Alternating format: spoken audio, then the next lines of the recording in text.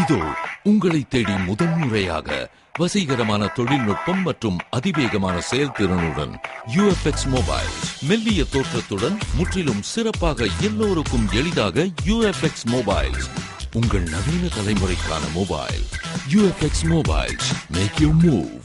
For the very first time coming your way is an irresistible combination of speed, style and technology.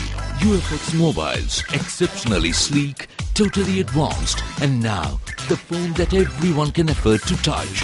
Your next generation mobile. UFX Mobiles make you move.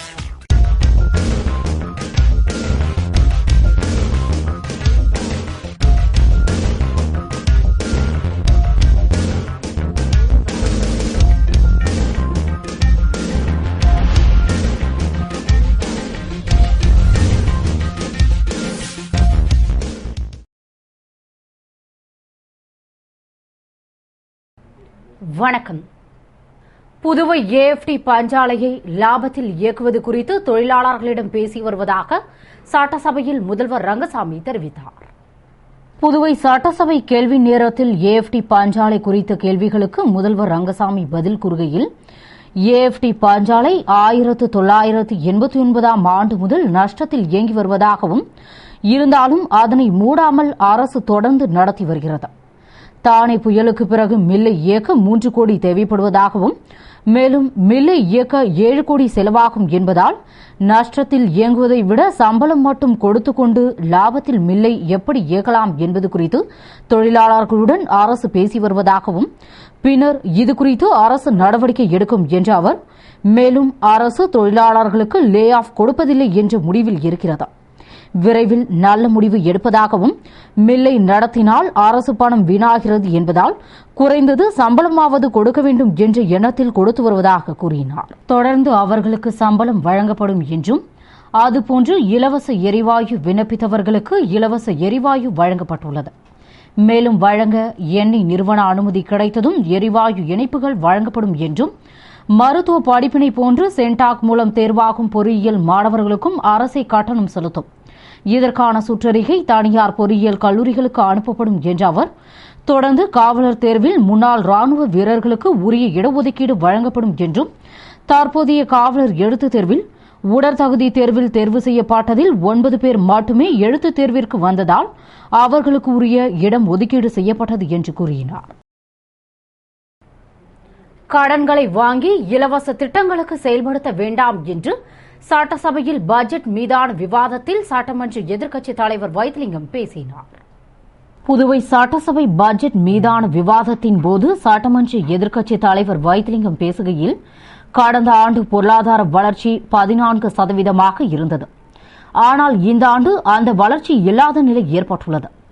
மேலும் கடன் வாங்காமல் வாழ முடியாது என்ற நிலை உள்ளது. கடனை சரியான திட்டங்களுக்கு பயன்படுத்த வேண்டும். அதனை சம்பளத்திற்கோ இலவசத்திற்கோ பயன்படுத்தக்கூடாது என்ற அவர், மேலும் காவல்துறைக்கு வழங்க வேண்டிய பணத்தை ஏன் வழங்கவில்லை என்றும், 280 கோடியில் 5 மேம்பாலங்கள் அமைக்க திட்டமிடப்பட்டு அது ஏன் செயல்படுத்தப்படவில்லை என்றும், ரேஷனில் தரமான அரிசியை வழங்க வேண்டும். 1 கிலோ அரிசி தந்தாலும் சாப்பிடும்படி அளிக்க வேண்டும். மேலும் அரிசி விலையை குறைக்க அரசின் நிலை என்ன என்பதை தெளிவுபடுத்த வேண்டும் என்றும், அரசு பள்ளிகளில் படிப்பவர்களுக்கு சென்டாக்கில் இடமளிக்க வேண்டும். உள்ளாட்சி தேர்தல் எப்போது நடத்தப்படும்? மேலும் வீட்டு வசதி வாரியத்தின் மூலம் வீடுகளை காட்டி குறைந்த வாடகைக்கு விட வேண்டும். மின் திருட்டு அதிகரித்துள்ளதால் அதனை தடுக்க நடவடிக்கை எடுக்க வேண்டும். தொழிற்கொள்கை வட்டி மானியம் போன்ற அறிவிப்புகள் வெளியிட வேண்டும். தானே புயலுக்கு 800 கோடி இழப்பு என்று அறிவித்துள்ளது. அந்த நிதி ஒரே ஆண்டில் கிடைக்குமா என்றும், தொடர்ந்து இந்த பட்ஜெட் ஏமாற்றம் தரும் பட்ஜெட்டாகவே உள்ளது என்று கூறினார்.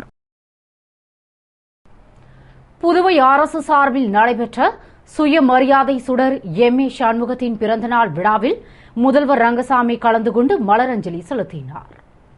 புதுவை அரசு செய்தி மற்றும் விளம்பரத்துறை சார்பில் சுயமரியாதை சுடர் MA சண்முகத்தின் 87வது பிறந்தநாள் விழா கொண்டாடப்பட்டது.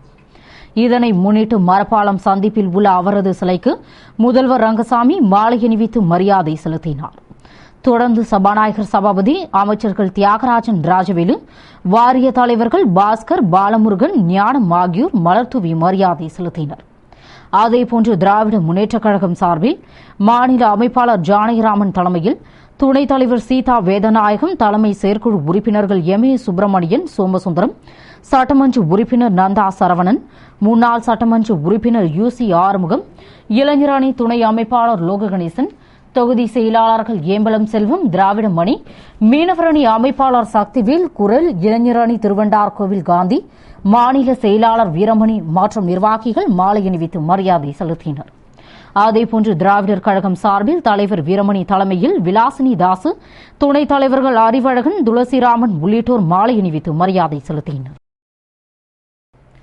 தொடர்ந்து முயற்சி செய்தால் வெற்றி நிச்சயம் என்று சுயம் பயிற்சி நிறுவனம் சார்பில் காவலர் தேர்வில் வெற்றி பெற்றவர்களுக்கு நடைபெற்ற பாராட்டு விழாவில் முன்னாள் நகரமன்ற துணைத் தலைவர் ஜான்குமார் பேசினார். புதுவை நெல்லித்தோப்பு ஜேவிஆர் ஹாலில் சுயம் IAS பயிற்சி நிறுவனம் சார்பில் பயிற்சி நிறுவனத்தில் பயிற்சி பெற்று காவலர் தேர்வில் வெற்றி பெற்றவர்களுக்கு பாராட்டு விழா மற்றும் UDC தேர்விற்கு பயிற்சி துவக்க விழா நிறுவனர் கல்லாடன் தலைமையில் பாலா ராஜசெல்வம், இயக்குநர் கஸ்தூரி கபிலன் முன்னிலையில் நடைபெற்றது. இதில் சிறப்பு விருந்தினராக முன்னாள் நகரமன்ற துணைத் தலைவர் ஜான்குமார் கலந்து கொண்டு காவலர் எழுத்துத் தேர்வில் பங்கேற்ற 56 நபர்களில் தேர்ச்சி பெற்ற 47 பேரை பாராட்டி பேசுகையில், தற்போது காவலர்களாக தேர்ந்தெடுக்கப்பட்டவர்கள் அடுத்து சப் இன்ஸ்பெக்டர் பதவியை விரைவில் அடைய வேண்டும் என்ற குறிக்கோளுடன் பொதுமக்களிடம் அன்பாக நடந்து கடமையை செவ்வனே செய்து உழைப்பில் உயர்ந்து தொடர்ந்து பதவி உயர்விற்கான தேர்வுகளை எழுத வேண்டும் என்றும், பதவிக்கான தேர்வுகள் வெளிப்படையாக நடப்பதால் பணம் கொடுத்து வேலையை பெற்றுக் கொள்ளலாம் என்று நினைக்காமல் ஒருமுறை பணம் கொடுத்து வேலையை பெற்றுக் கொள்ளலாம் என்று நினைக்காமல் ஒருமுறை தோல்வி அடைந்தாலும் மீண்டும் மீண்டும் தொடர்ந்து முயற்சி செய்து தேர்வு எழுதினால் வெற்றி நிச்சயம் கிடைக்கும் என்றும், தற்போதைய காலகட்டத்தில் பதவிகளை பெறுவதில் எந்த அரசியல்வாதிகளின் சிபாரிசும் உதவாது என்பதை கருத்தில் கொண்டு UDC, தாசில்தார், துணை தாசில்தார், சப் இன்ஸ்பெக்டர் போன்ற பதவிகளுக்கு தேர்வு எழுதுபவர்கள் உழைப்பை முழுமையாக செலுத்தி வெற்றி பெற வாழ்த்துக்கள் என்று பேசினார். மிகச்சிறந்த ஆசிரியர்களை கொண்டுதான் அந்த சுயம் IAS நிறுவனம் வந்து நடத்தி கொண்டிருக்கிறது. ஆகவே நீங்கள் படிக்கக்கூடிய பெண்களும் சரி ஆண்களும் சரி தயவு செய்து உங்களுடைய உழைப்பை முழுசாக அதில் கொடுங்க. ஏன்னா இந்த பிள்ளைங்களை அங்கே இருக்கிற வாத்தியாரெல்லாம் நான் பாட பார்த்ததுக்குள்ள பார்த்தா எல்லாம் உங்க வயசு பிள்ளைங்க மாதிரி அந்த அளவுக்கு. அப்ப அவங்க வந்து ஏற்கனவே அந்த அளவுக்கு அவங்க புத்தக புழுவா இருந்துக்கிறாங்க. ஏன்னா எப்படி எப்படிலாம் கொஸ்டின்ஸ் எல்லாம் வந்து கேட்பாங்கன்னு சொல்லி தெரியும். வந்து இந்த பியூரா மெரிட்டா எழுதுற எக்ஸாம்ல வந்து விளையாடுறது இல்லை. பல பேர் நினைச்சுக்கிறாங்க ஏதோ பணம் கொடுத்தா சீட்டு கிடைச்சோன்னு சொல்லிட்டு. இதெல்லாம் வந்து வேலைக்கு ஆகாது. உண்மையிலே பியூர் மெரிட். அதனால நீங்க படிக்கக்கூடிய படிப்பு தான் உங்களுக்கு சிறப்பு. இதை மட்டும் ஞாபகம் வச்சுக்கோங்க. ஆகவே நீங்க படிங்க, எந்த நேரமும் படிங்க. கிடைக்கிற நேரம் எல்லாம் நீங்க படிச்சு கொஞ்ச நாள் தான் படிப்பீங்க. எக்ஸாம் வெயிட் பண்ண நீங்க ஃப்ரீ ஆயிடுங்க. தப்பி தவறி இதை தோத்துட்டா கூட வயசு இருக்குதுன்னா போதும், அடுத்த எக்ஸாம் பார்த்தல. ஏன்னா நீங்க அப்படியே உங்களுடைய மூளை வந்து சலவை செய்து வைத்துக் கொண்டிருக்கு. அந்த சலவையை அடுத்த முறை ரீஃப்ரெஷ் பண்ணா மறுபடியும் இன்னும் சரக்கு சேர்த்து கொடுப்பாங்க. அப்ப எக்ஸாம் அதுக்குள்ள வந்துடும். நான் கூட கடந்த மீட்டிங்ல கூட உங்களுக்கு சொல்லியிருக்கேன். 2-3 முறை ஃபெயில் ஆகிட்டா கூட 4வது முறை வந்து ஆட்டோமேட்டிக்கா வந்து பாஸ் ஆயிடும். ஏன்னா அந்த அளவுக்கு உங்களுடைய மூளை வந்து சலவை ஆயிட்டு இருக்கும். அதனால யாரும் வந்து வெக்ஸ் ஆகிடக்கூடாது. எத்தனை பேருக்கு சீட் கிடைக்கிறதே கிடைச்சிட்டோம். 40 பேருக்கு கிடைச்சாலும் சரிதான், 50 பேருக்கு கிடைச்சாலும் சரிதான், 100 பேருக்கு கிடைச்சாலும் சரிதான். மீதி கிடைக்காதவங்கள கவலைப்படாதீங்க. அடுத்ததாக நீங்க அந்த உங்களுடைய அருமையான மக்கள் பாதுகாப்பு வேலை வந்து உங்களுக்கு தான் கிடைச்சது. நாட்டின் ஜனாதிபதிக்கு அடிக்கக்கூடிய உரிமை கிடையாது. ஆனா உங்களுக்கு மட்டும்தான் இந்த அரசாங்கம் வந்து அடிக்கக்கூடிய உரிமையை வந்து கொடுத்துருக்கலாம். ஆகவே அந்த நீங்க பிசிஎம்ஆர்களா இருக்கிறவங்க வந்து மக்கள் மேல ரொம்ப அதிகமா அன்பு செலுத்துங்க. ஏன்னா நீங்க பாக்குற டியூட்டி அப்படி. ஏன்னா இருக்கிறதுலே மிக கஷ்டமான வேலை அந்த போலீஸ் சொல்லலாம். உங்களுடைய கடமையை வந்து செய்யுங்க, நல்லா இருப்பீங்க. எதிர்காலத்துல உங்களுடைய டார்கெட்லாம் என்னது? எஸ்ஐ. ஏன்னா எஸ்ஐ ஆயிட்டா போதும். அதுக்கப்புறம் உங்களை வந்து எஸ்பியில தான் நம்ம பார்க்கணும். நீங்க ரிட்டையர் ஆகல எதில் முடிக்கணும்? எஸ்பி. ஏன்னா நீங்க மெரிட்ல நீங்க மட்டும் வந்து பாஸ் ஆனவங்களுக்கு மட்டும் தான் வந்து உங்களுக்கு எஸ்பி போஸ்ட் வந்து கடைசி ரிட்டையர் கிடைக்கும். நீ மற்றபடி இந்த பிசில இருந்து உனக்கு எஸ்ஐ கிடைக்கும். ஆனா ஸ்டேஷன் பொறுப்பு கொடுக்க மாட்டாங்க. படிச்சு பாஸ் ஆனவங்களுக்கு மட்டும் தான் ஸ்டேஷன் பொறுப்பு கொடுப்பாங்க. மற்றபடி பிசிஐ வந்து ஏட்டா ஆகலாம், ஏட்டா வந்து ஏஎஸ்ஐ ஆகலாம், ஏஎஸ்ஐ எஸ்ஐ ஆகலாம், இன்ஸ்பெக்டர் கூட ஆகலாம். ஆனா ஸ்டேஷன் பொறுப்பு கிடைக்காது. நீங்க சப் மட்டும் தான் இருக்கலாம் முடியும். ஸ்டேஷன் இன்சார்ஜ் கொடுக்க மாட்டாங்க. ஆனா ஸ்டேஷன் இன்சார்ஜ் ஒவ்வொருவருக்கும் வேணும்னா நீங்க வந்து தயவுசெய்து அடுத்தது எஸ்ஐ ஒரு உங்களுக்கு அந்த மூலையில அந்த சலவை செய்து கொண்டிருக்கிறோம். தயவுசெய்து ஒவ்வொரு முறையும் இங்க எக்ஸாம் நடக்கும்போது ஒரு மூலையில உட்காந்து பாருங்க. உடனே ஏன்னா நீங்க எல்லாம் ஆல்ரெடி ஒரு பிசி போஸ்ட் வாங்கியிருப்பீங்க, உங்களுக்கு அது தனியெல்லாம் காசு கேட்க மாட்டாங்க.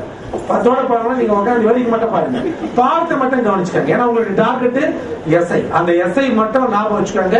ஆனா இந்த விளையாட்டு எவ்வளவு ஒரு முக்கியமா ஆயிப்போச்சுன்னு சொல்லிட்டு பிள்ளைங்களுக்கு தெரியும். அதை மறக்காதீங்க. மேற்கொண்டு படியுங்கள். இந்த யூடிசி எழுத பாருங்க, உங்க பாடத்து மேல மிகுந்த கவனம் செலுத்துங்க. நீங்க நல்லா நிச்சயமா வெற்றி பெறுவீங்க. உங்களை 100% நீங்க கிறிஸ்டல் கிளியரா நீங்க எல்லாரையும் ஆபீசரா பார்க்கணும்.